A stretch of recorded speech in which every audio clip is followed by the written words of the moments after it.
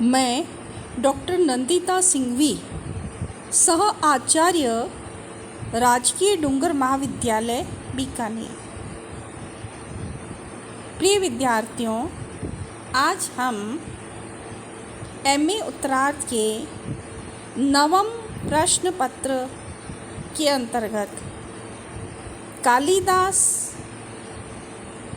कवि की रचना ऋतुसंहार के बारे में जानेंगे। आज मैं आपको ऋतुसंहार का परिचय एवं प्रथम स्वर का सार प्रस्तुत करूंगी। कविकुल गुरु महाकवि कालिदास बहुमुखी प्रतिभा के धनी थे। वे एक श्रेष्ठ महाकाव्यकार होने के साथ साथ नाटककार एवं गीति काव्य के रचयिता भी थे। महाकवि कालिदास ने 2 खंड काव्य लिखे, ऋतुसंहार और मेघदूत।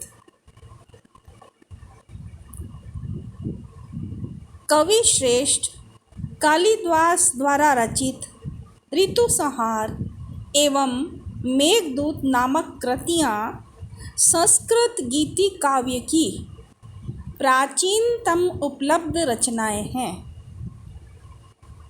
ऋतुसंहार कालिदास विरचित प्रथम कृति है, अतः उसमें रचना कौशल संबंधी प्रौढ़त्व का अभाव है, परंतु संस्कृत में ऋतु वर्णन पर यही एकमात्र सर्वप्रथम सांगोपांग ग्रंथ उपलब्ध होता है।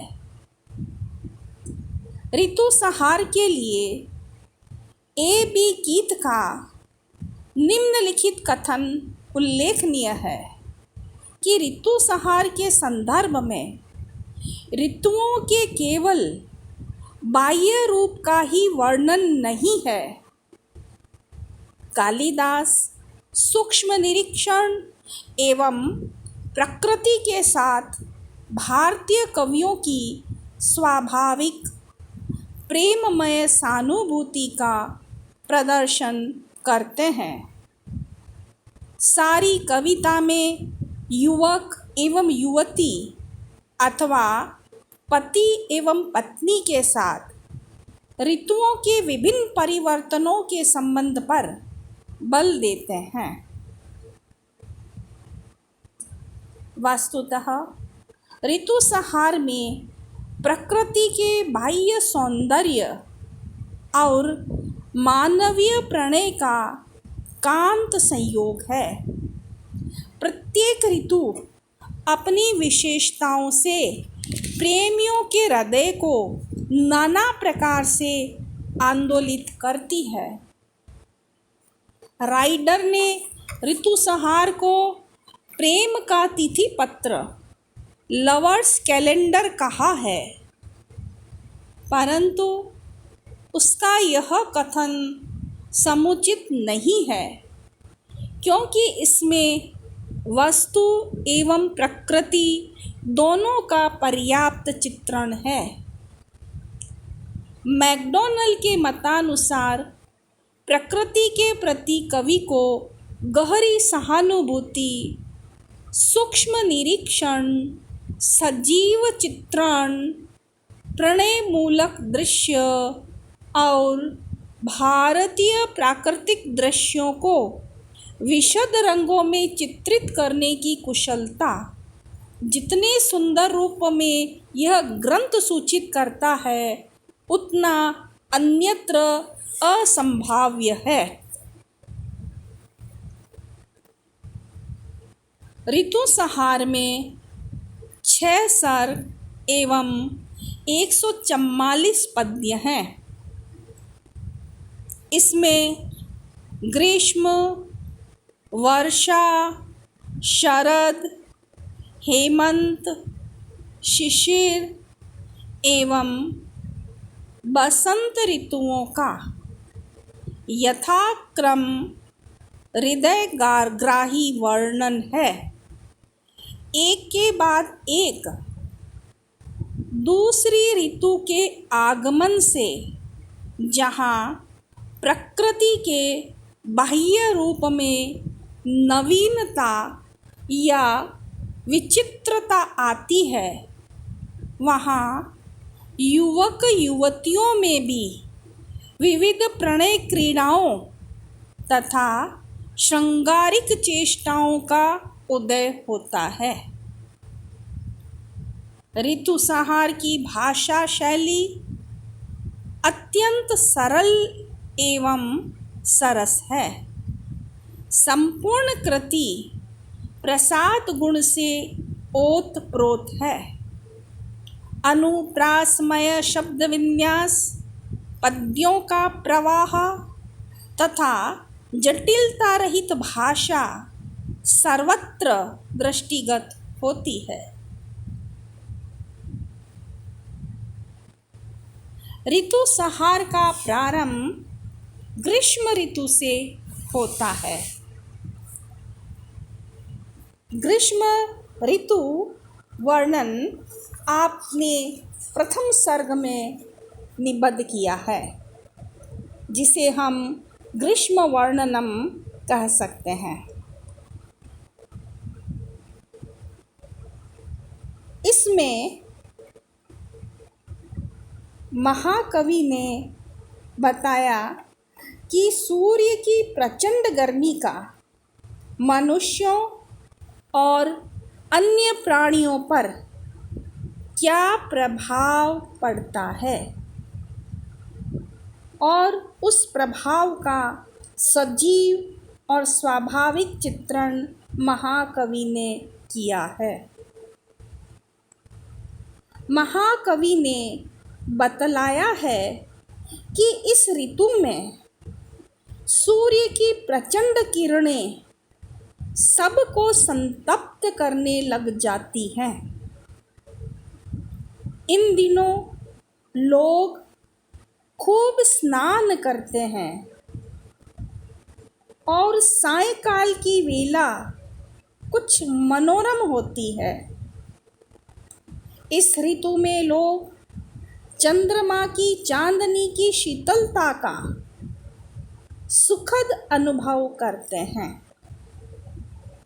इस ऋतु में लोग चंद्रमा की चांदनी, जल यंत्र के अधोभाग तथा सुगंधित चंदन के छिड़काव का सेवन करते हैं।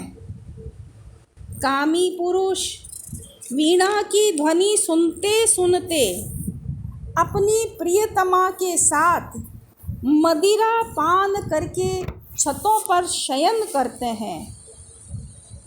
वे रमणियों के नितंब मंडल, हारा अलंकृत एवं चंदन रस सिक्त स्तन मंडल तथा उनके सुगंधित कुंतल कलाप का सेवन करके अपने संताप को दूर करते हैं।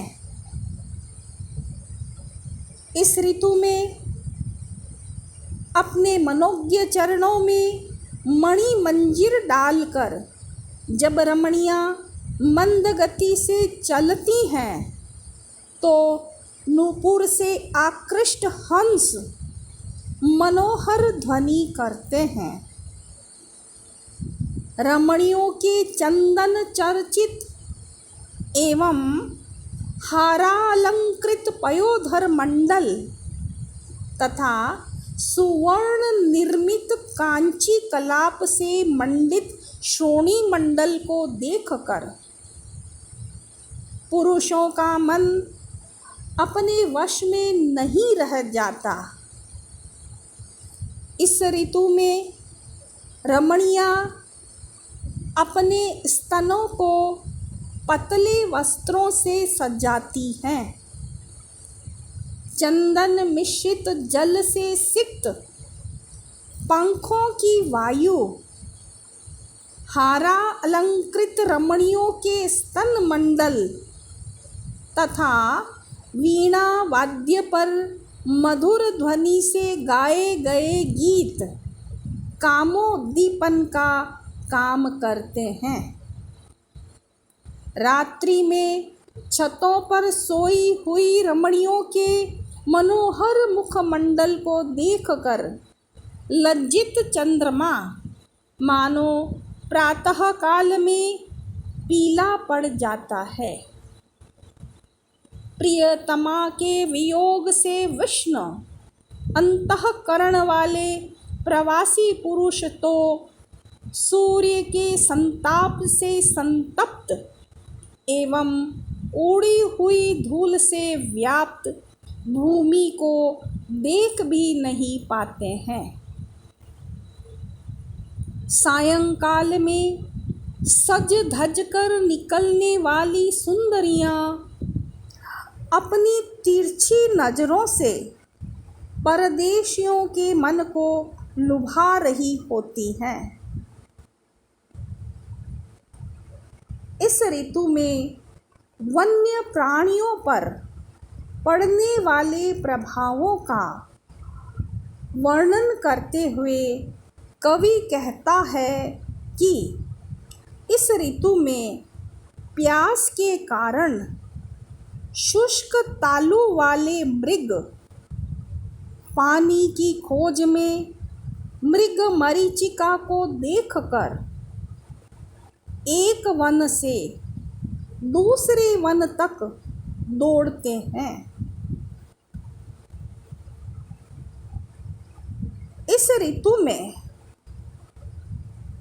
इतनी तीक्ष्णता होती है कि प्राणियों के प्राण संकट में पड़ जाते हैं और उस समय शत्रु भी मित्र बन जाते हैं।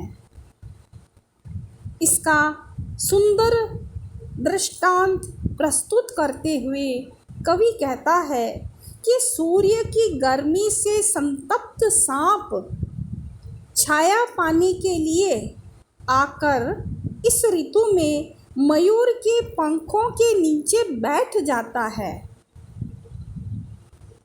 प्यास से व्याकुल सिंह सन्निकट में विद्यमान हाथी को देखकर भी उस पर आक्रमण नहीं करता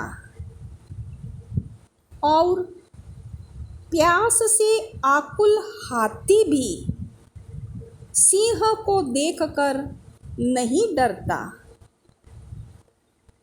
प्यासे मयूर अपने नीचे बैठे सर्प को भी नहीं मारते। इस तरह इस ऋतु में सभी जीव गर्मी से व्याकुल होकर मानो अपने अपने स्वभाव का परित्याग कर देते हैं। वनेले सूअर छोटे छोटे जलाशयों में मुस्ताक्षती करते हैं। कीचड़ भरे पानी से निकलकर प्यासा मेंढक सांप के फण के नीचे बैठ जाता है।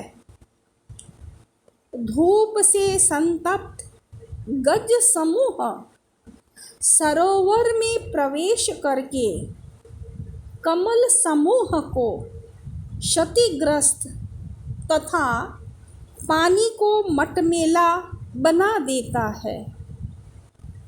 धूप से संतप्त विषैले मणि वाले सर्प सन्निकट के मेंढकों को नहीं मारते हैं।